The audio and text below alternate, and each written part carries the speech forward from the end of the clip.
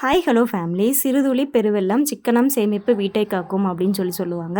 சச்சின் பார்த்தானா ரொம்ப நாளாக ஒரு உண்டியல் வந்து சேவ் பண்ணிட்டு வந்துட்டு இருந்தான். ஸோ அவன் எதுக்காக வந்து சேமிச்சுட்டு வந்தான் அப்படின்னு சொல்லி நான் வீடியோ நடுவில் வந்து சொல்கிறேன். ஸோ அன்றைக்கி நைட்டு பார்த்தோம் அப்படின்னா உண்டியலை எல்லாம் ஃபுல்லாக பிரித்து எடுத்துட்டு கவுண்ட் பண்ண ஆரம்பிச்சிட்டோம். ஸோ இதில் கவுண்டிங் வந்து எவ்வளோ இருந்தது அப்படின்னு பார்த்தோன்னா 5127 ருபீஸ் வந்து இருந்தது. எங்களுக்கே ரொம்ப ஆச்சரியமாக இருந்தது, இவ்வளோ அமௌண்ட் வந்து அவன் சேவ் பண்ணியிருக்கான் அப்படின்னு சொல்லிட்டு. ஸோ நெக்ஸ்ட் டே மார்னிங் பார்த்தோம் அப்படின்னா ஏப்ரல் 3rd. ஸோ அன்றைக்கி பார்த்தோன்னா ரொம்ப ஸ்பெஷலான டே. சச்சினுக்கு பார்த்தோன்னா 10th பர்த்டே வந்து அன்றைக்கி தான். ஸோ இதில் இன்னொரு க்யூட் என்ன அப்படின்னு பார்த்தோன்னா என்னோடய ஹஸ்பண்டுக்கும் பார்த்தோன்னா அன்றைக்கே தான் பர்த்டே. ஸோ எங்களுக்கு எப்போவுமே வருஷம் பார்த்தோன்னா 2 செலிப்ரேஷன் தான். அன்றைக்கி நாங்கள் பூலாம்பட்டி தான் போகலான்னு கிளம்பிட்டோம். பூலாம்பட்டியில் இருக்க க்ரீன் லேக் அப்படின்னு ரெசார்ட்டுக்கு லஞ்சுக்கு போகலான்னு கிளம்பிட்டோம்.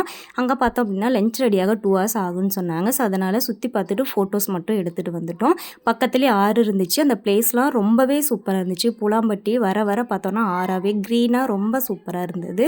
ஸோ நெக்ஸ்ட்டு வெயில் ரொம்ப அதிகமாக இருந்ததுனால வெள்ளரிக்காய் வந்து சாப்பிட்லான்னு அங்கே வந்தோம். ஸோ அங்கே பார்த்தோம் அப்படின்னா வெள்ளரிக்காய், தர்பூசணி எல்லாம் சாப்பிட்டோம். ஸோ போட்டிங் போகலான்னு பார்த்தோன்னா அன்றைக்கும் வந்து போட்டிங் அங்கே போடல, ஆள் வந்து கம்மியாக இருந்ததுனால ஃப்ரைடே அப்படிங்கிறதுனால. ஸோ அதை சாப்பிட்டு ஸோ லஞ்சுக்கு பார்த்தோம் அப்படின்னா மேட்டூரே போயிடலாம் அப்படின்னு சொல்லிட்டு மேட்டூரில் இருக்க பிரியாணி பேரடைஸ்க்கு தான் வந்து வந்திருந்தோம்.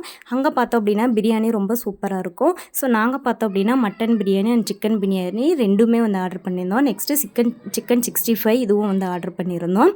ஸோ எல்லாமே ரொம்பவே சூப்பராக இருந்தது. ஸோ ஒரு வழியாக எல்லோரும் சாப்பிட்டு முடிச்சுட்டு ஃபைனலாக பார்த்தோன்னா லெமன் சோடா குடிச்சிட்டு லஞ்ச் வந்து ஃபினிஷ் பண்ணியாச்சு.